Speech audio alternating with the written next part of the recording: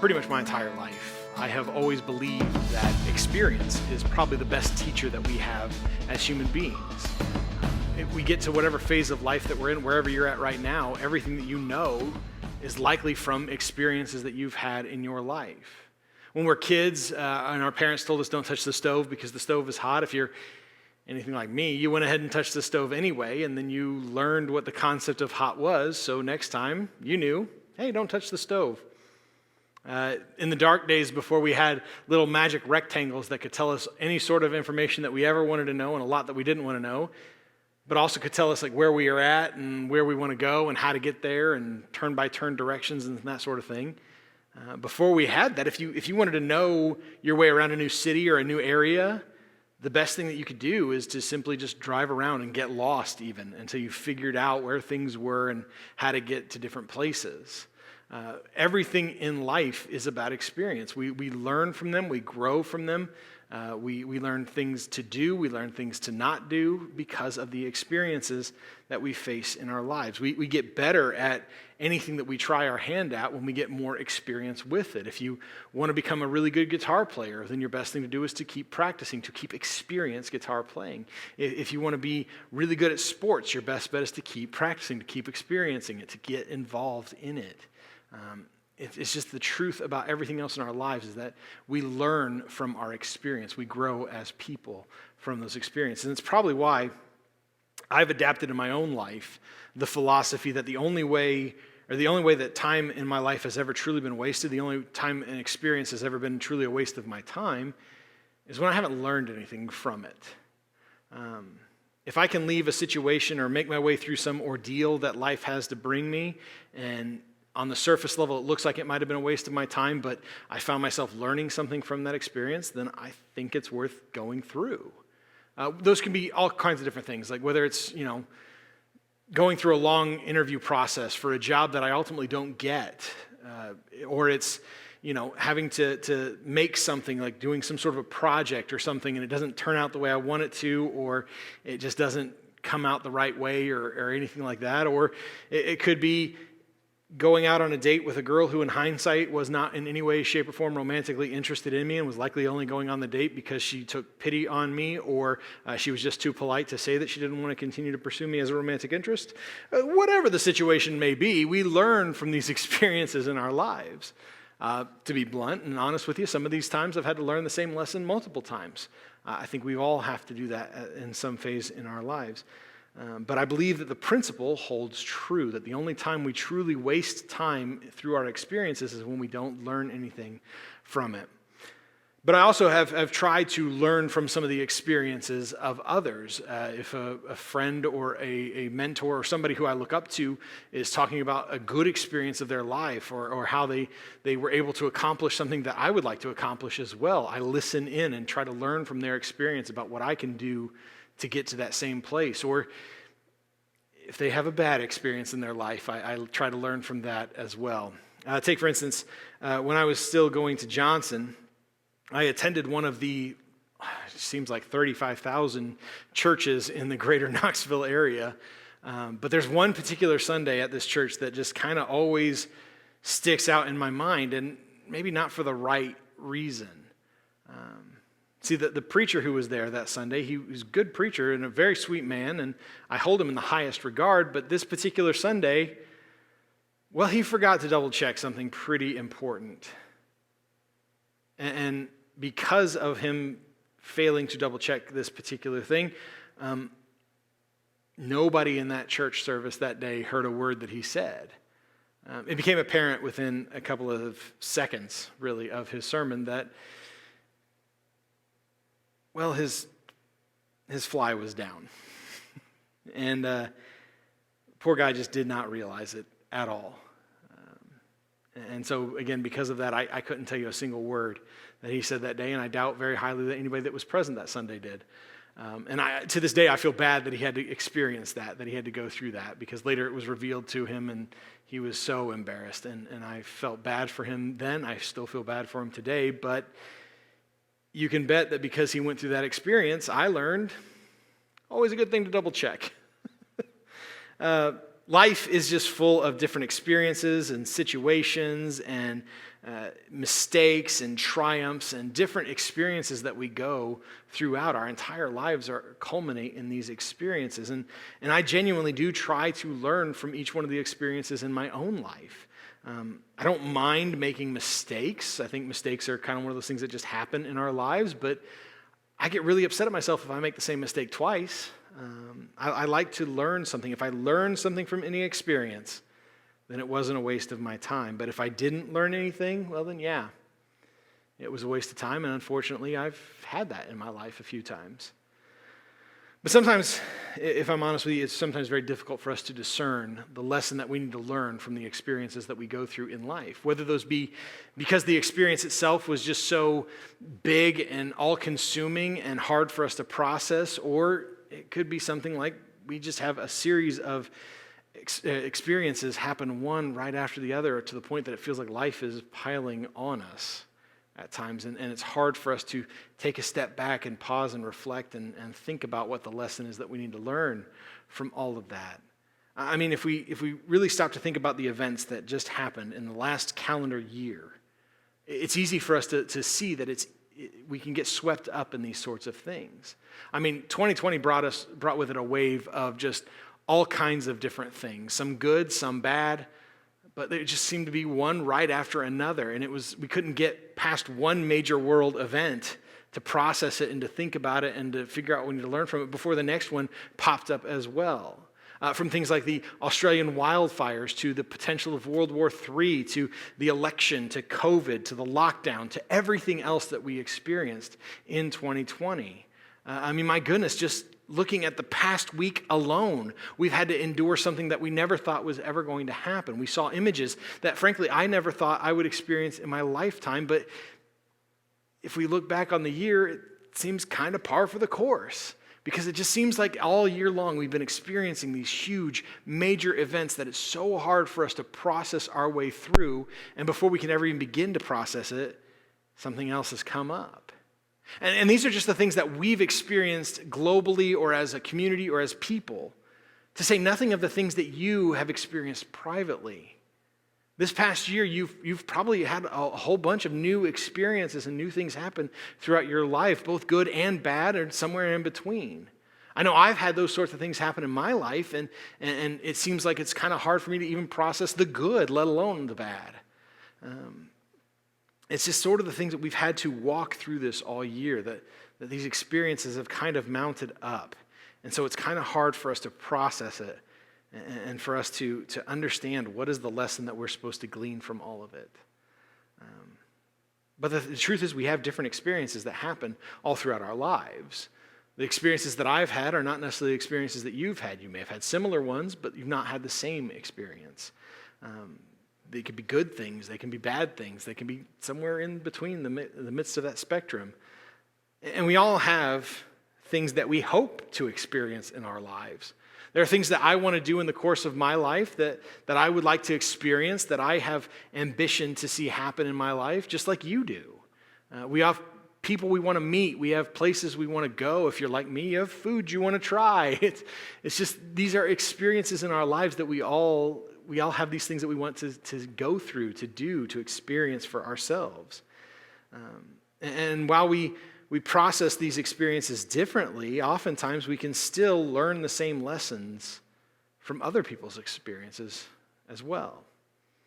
And maybe there was no one in human history who had the capabilities and the opportunities to experience more in life than King Solomon.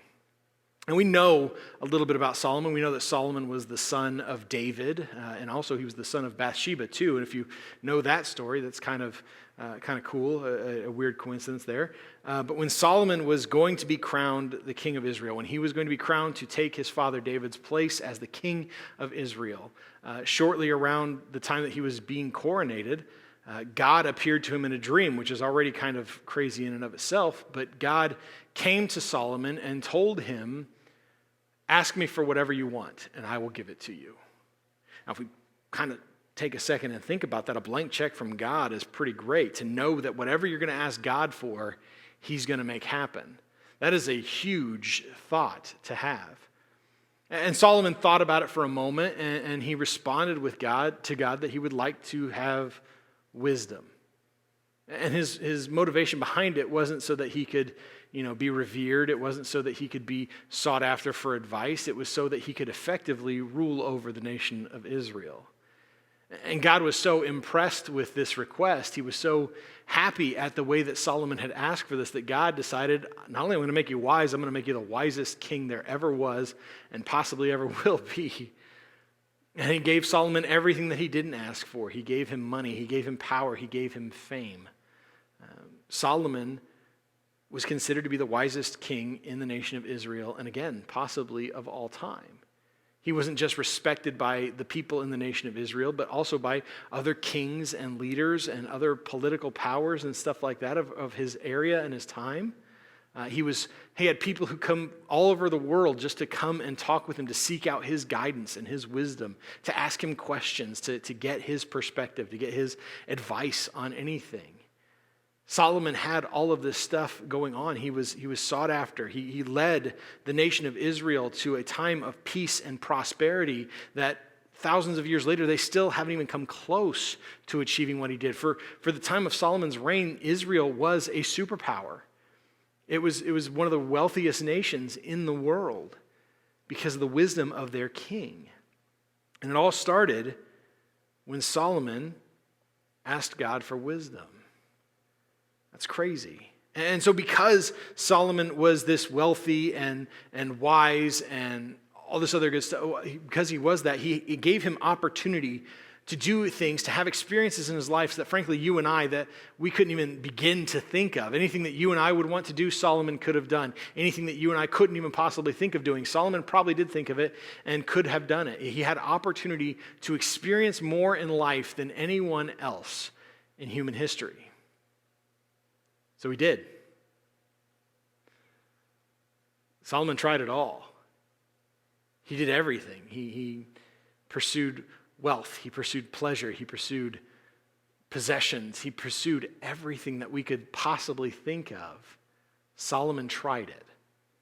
And he experienced it. And every time that Solomon would experience something new, he would learn a lesson from that. And fortunately for us, Solomon decided to take the time to write down the lessons that he would learn.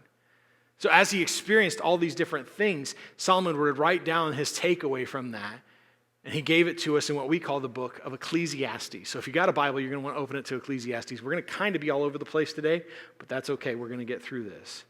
Solomon wrote the book of Ecclesiastes, and in the first part of the entire book, at the very beginning, right after he says, hey, this is being written by King Solomon, he's so gracious as to give us a summation of all the things that he's experienced, the one big takeaway lesson that he's learned in all the experiences that he's had. He tells us in Ecclesiastes chapter 1, verse 2, he says, absolutely futile, says the teacher. Absolute futility, everything is futile.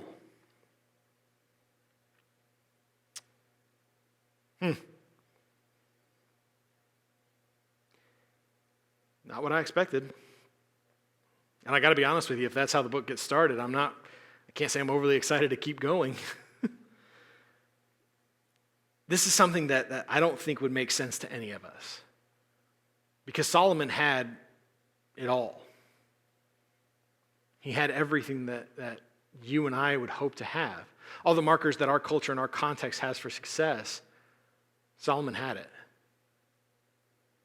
I mean, when he asked God for wisdom, God gave him all of the wisdom. He made him the wisest king in the area. And we would think that would be something that would be considered great, but here's what Solomon had to say about wisdom in Ecclesiastes 1, verse 18. He says, for with much wisdom is much sorrow. As knowledge increases, grief increases. Solomon experienced a level of wisdom that had people from all over the world flocking to him to get his advice. He was so smart and so wise and had such an understanding of things that people all over the world wanted to come and talk to this man. And he's essentially telling us as his readers here that wisdom isn't all it's cracked up to be. So then Solomon continues on to talk about the pleasures that he allowed in his life. And again, I'm going to remind you, this is one of, if not the wealthiest king in all of human history. If there was anything to be had, Solomon could have it. If there was anything that could give him pleasure, he could make it happen. He could have all of the finest things in the world. If he wanted to laugh, he could have the world's greatest comedians come and tell him the world's greatest jokes. If he wanted to watch a show, he could have the world's greatest actors come and put on a play right in his living room. If he wanted to have foods brought in from all around the world, he could make it happen. If he wanted to have the best wine, if he wanted to have the best drink, if he wanted to have the best whatever, Solomon could make it happen. I mean, my goodness, the man could have any woman that he wanted. And according to 1 Kings chapter 11, verses 2 and 3, he did.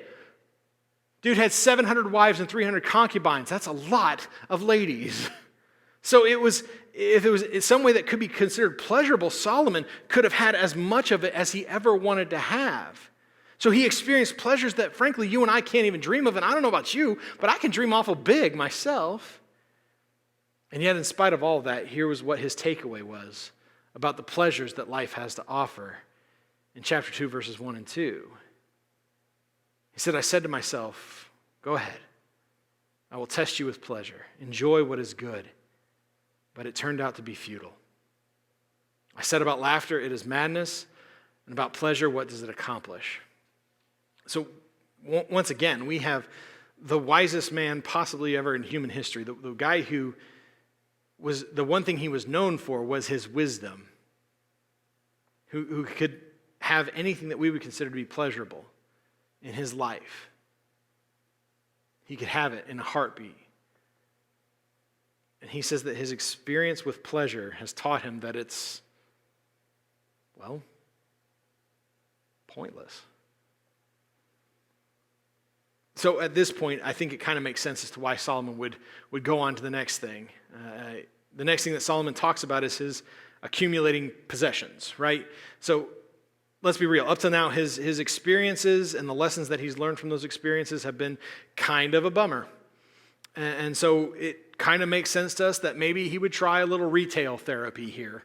And again, this is one of the wealthiest kings of all time. We know from history that Solomon led Jerusalem to a time of huge economic prosperity. The city of Jerusalem kind of exploded during this time period. They had all kinds of huge and elaborate and beautiful buildings going up. The temple that Solomon built for himself was extravagant, and it was magnificent in the way that it was built. And I mean, David himself wanted to build God's temple, and God told him, no, Solomon's going to be the one to do it. And if you go back and read about the construction of the temple itself and what went into that and what went into the decorations of it kind of makes sense that God would pick Solomon to be the one to do that. It was huge, it was beautiful, it was amazing. Solomon spared absolutely no expense, so surely he'd be able to take some kind of joy in all of that spending, right? In all of his stuff and all the things that he could possibly want. But in chapter 2, verses 10 and 11, he says this. He says, all that my eyes desired, I did not deny them. I did not refuse myself any pleasure, for I took pleasure in all my struggles. This was the reward for all of my struggles when I considered all that I had accomplished and what I had labored to achieve. I found everything to be, say it with me, folks, futile and a pursuit of the wind. There was nothing to be gained under the sun. At this point, Solomon has experienced everything that we might say is good. Everything that we might say is worthy of our pursuit. He has what we would think in our culture and in our context as everything anyone could ever want. And so far, none of it's worth anything to him.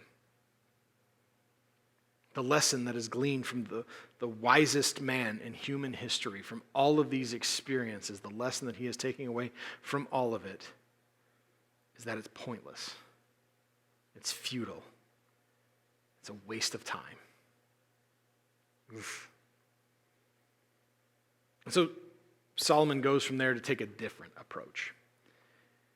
Solomon decided to work and to really throw himself into his work, to give it everything that he's got in him. And maybe this time it's going to be different for him. Maybe this time he'll be able to experience a positive feeling from the work that he does. I mean, I can understand this myself personally because I know that for myself, if I'm feeling down or if I'm feeling just kind of in a weird malaise of just kind of sadness or whatever, just that kind of nothingness that we sometimes feel, one of the best things that I can do for myself to work my way out of it is to put myself to work on something.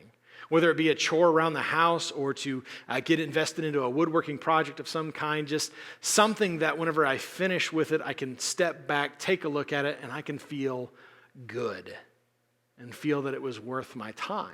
I understand why Solomon would do that. So Solomon went to work, and in chapter 2, verses 22 and 23, he says this about his experience in work. For what does a person get with all of his work and efforts that he labors at under the sun? For all of his days are filled with grief, and his occupation is sorrowful. Even at night his mind does not rest. This too is futile. Have you ever encountered somebody who you might call a Debbie Downer? Somebody who, no matter what they're doing or where they're at, they're just not in a good mood. They're not having a good time. I mean, I think I'm related to a few of them. But Solomon at this point is kind of seeming like a pretty big Debbie Downer. He's kind of seeming like a bummer to be around because everything that he's doing is pointless to him. He doesn't understand the need for any of it or why we're doing any of it. And again, once more, this is the wisest man of all time. His proverbs have been read and studied and dissected since shortly after the ink left his pen. During his time period, people would ask him or seek out his wisdom and his thoughts. And since his time period, people flocked to his words to try to get a little piece of his wisdom, to try to hopefully gain a little knowledge for themselves, because if this is the wisest man of all time, surely that's who we're going to want to talk to or we're going to want to learn from. And yet so much of the things that Solomon experienced, so many of the things that you and I would strive for, Solomon says are futile. About wealth and money, he said, the one who loves silver is never satisfied with silver, and whoever loves wealth is never satisfied with income. This too is futile. About life and death, Solomon said, so I commended the dead who have already died more than the living who are still alive. My goodness, about existence itself, Solomon said, but better than either of them is the one who has not yet existed, who has not seen the evil activity that is done under the sun. I mean, come on, man. Like, give us something here. This is what the experience of the wisest man in history taught him. And again, we had to see this coming. I mean, he started off the whole book telling us everything is futile. It's pointless. It's worthless. But before we go and get too depressed here this morning, Solomon does give us indication that there is one thing, one experience that is truly worthy of our pursuit in life. There's one thing that we can do that has definitive meaning. One of the experiences that Solomon has that he felt was truly worthwhile was the pursuit of God.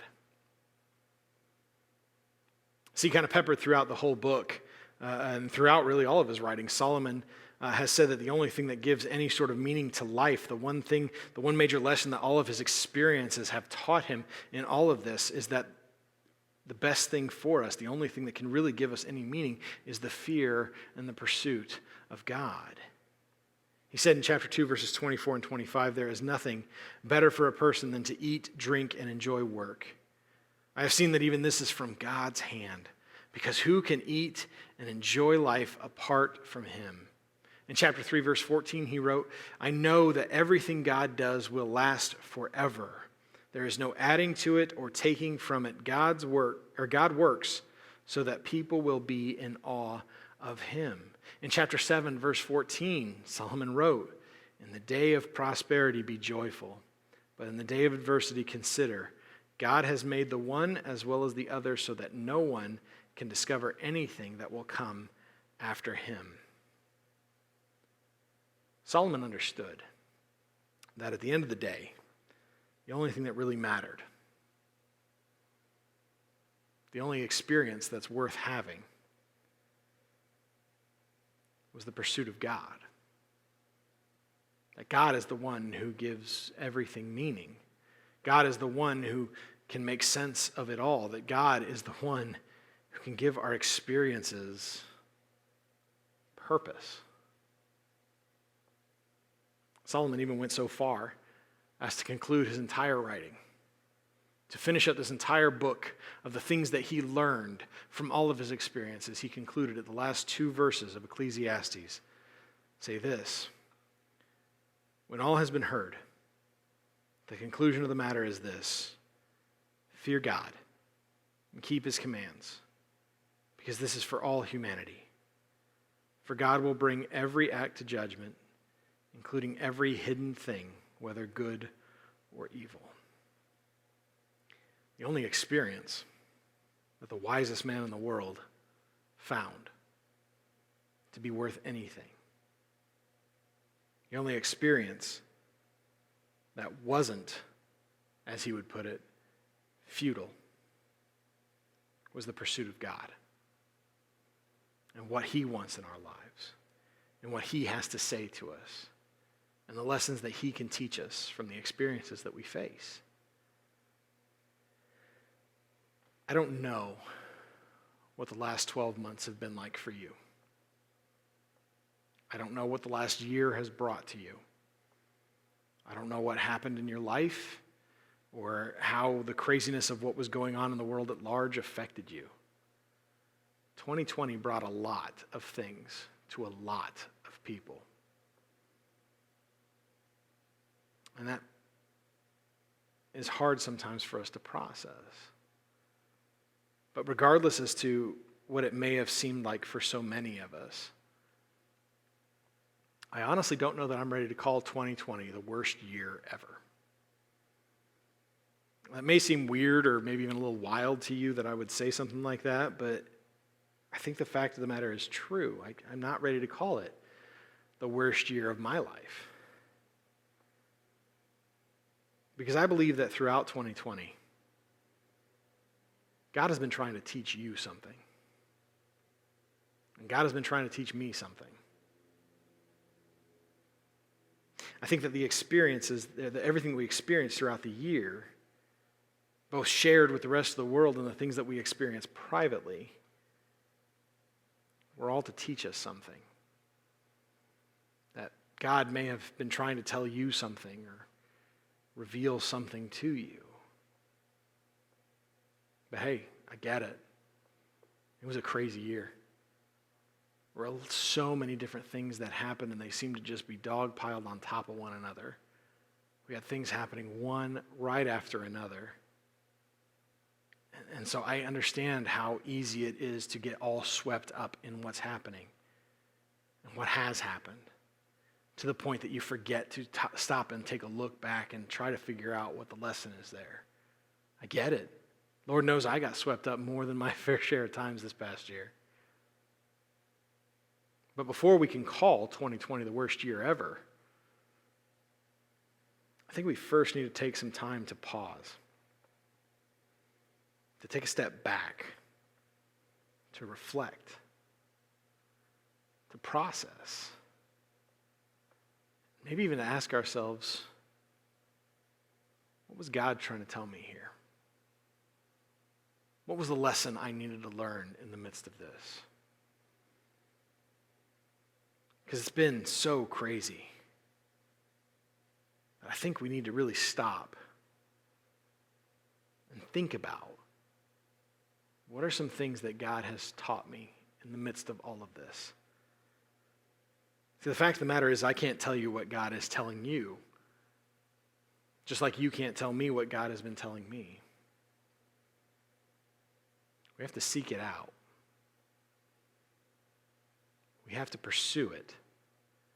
We have to pursue Him. If the pursuit of God is truly the only thing that matters, as Solomon seemed to indicate in his writings in Ecclesiastes,